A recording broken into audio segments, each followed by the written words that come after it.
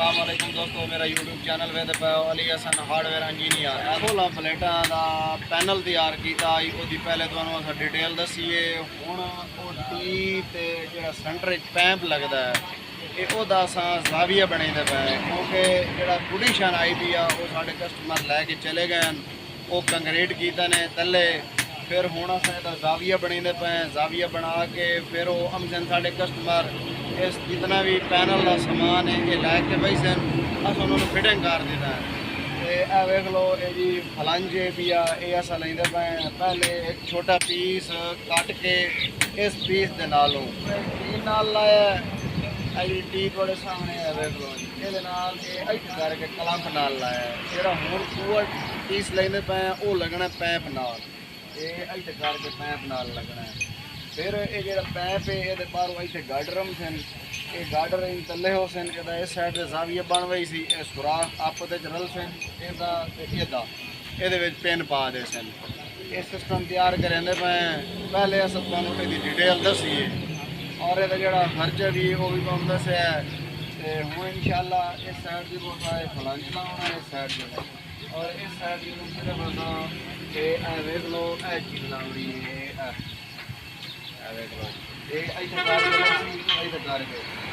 लावन का मकसद है वो कलाम पैप ही उस तो पूरा पैप नाम से, यानी कि इतने लावा इंजना टोरम सी।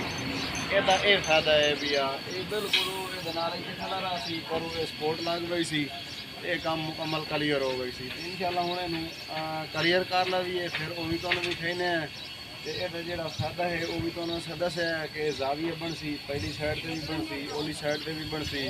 उत्ते 16 प्लेटा आवनी है, वह वजन भी काफ़ी सारा होना है। जिले जाविया बने सन उस टाइम पेन फसा दे सन। तो हूँ इंशाअल्लाह असा काम कंप्लीट कर लवीए, फिर तुहानू अगली डिटेल दसेने वीडियो के नाल रहना है।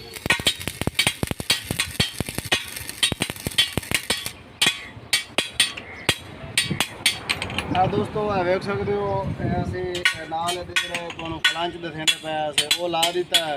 हूँ तुहानू जाविया बना के चेक कराइने और जी पेन पावनी है वो भी अस तुहानू दिखाने इस तरीके की पेन पाउसी। तो इस साइड जरूर अस देख लो तुम जाविया बना के चेक करते पे। पहले इस साइड से जाविया बने वेख लो हूँ लैके आ पई तू जे सुराख हैं वो चेक करा अगे लैके जोड़ के अगे लैके चल इतने देख लो दोस्तों। इतने फलंक रल गए इस साइड से जाविया बना के चेक कराने ये वेख लो इस साइड से जाविया बन गई है। हूँ चेक करा भाई इस साइड से पेन पा दे सन, ये जाविया बन गई थी वेख लो। वेख लो हूँ दोनों जाविया बना के चेक कराया। वेख लो इस साइड देर एक होर भी काम हो सकता है, क्योंकि इतना भी अगर काम इदा होंदा वही सी उतना खर्चा वधदा वही सी। तो ये भी साढ़े जो कस्टमर उन्होंने सानू आख्या है अली हसन ये ला के देंदा भी है और ये भी फायदेमंद चीज़ है भाई। तो उस तो बाद जो अगला का फायदा है वो भी लग सकता है, क्योंकि थले जो कलंब पे पर एक कलंब के कुत्ते होंगे और रख के फिर वो एक्सपोर्ट ला के फिर ये ला के, यानी कि जिस टाइम तले जाविया बने सन तो स्पोर्ट आपस डाल के टक्कर ला गई सन, फिर पेन पा दे सन। वो भी फायदा हो सकता है। फिर पहली साइड से भी इस तरीके हो सकता है, क्योंकि इतना भी मजबूती वाला काम करते हैं उतना फायदा है ज़्यादा। लेकिन इतना जो सारे कस्टमर को खर्चा भी नहीं पे करेंगे कि वो आते शार्ट कार्ड तो तैयार करके दे दियो, बिल्कुल सिंपल ही है। तो ये उन्होंने मशवरा पहले दिता है, लेकिन खैर वो मान गए 16 प्लेटा वाला पैनल आई ना बाकी जोड़े गार्डर हैं उन्होंने तले भी अस गोल कड़े बना के ला दिते हैं। वो भी यानी कि 24 फुट लंबाई है। पैर वाली साइड तो गार्डर दे ला दिते हैं तो वो जंजीरी ला दे सन छोटी जी तले, यानी कि इस टाइम सीधा करके बिल्कुल लेवल करके पैनल का ऊपर बनते सन। तो ये फायदा हो गया अंधेरी तूफान नाल उड़ सी ना। उस बाद ये पेनी फसा दे सन ए वाली।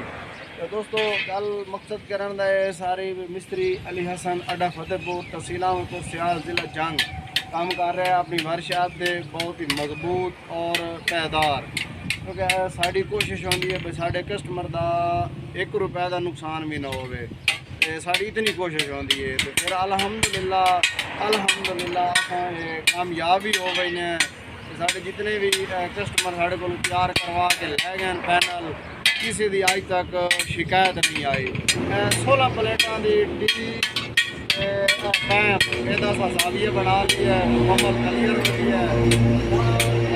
चाह के तले रखे ने, फिर वेल्डिंग करे सी ये चाह के थोड़े सामने तले रखे पे थोड़ा सा पैप को चाह के पैर रखे पे तले रख के फिर इंशाल्लाह उस बाद फलांग लाया वो वेल्डिंग करे सी। चल भाई चाहो चाहो शाबाश लैके आओ, शाबाश लैके आओ, चेंज करके इधर रख दियो।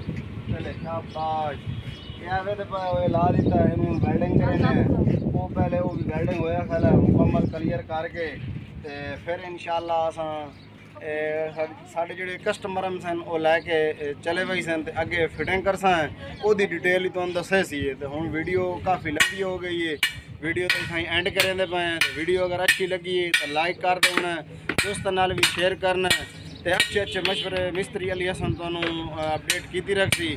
बाकी दोस्तों मिलते हैं इंशाल्लाह किसी नेक्स्ट वीडियो में, तब तक के लिए मिस्त्री अली हसन को दियो इजाज़त। अल्लाह हाफ़िज़।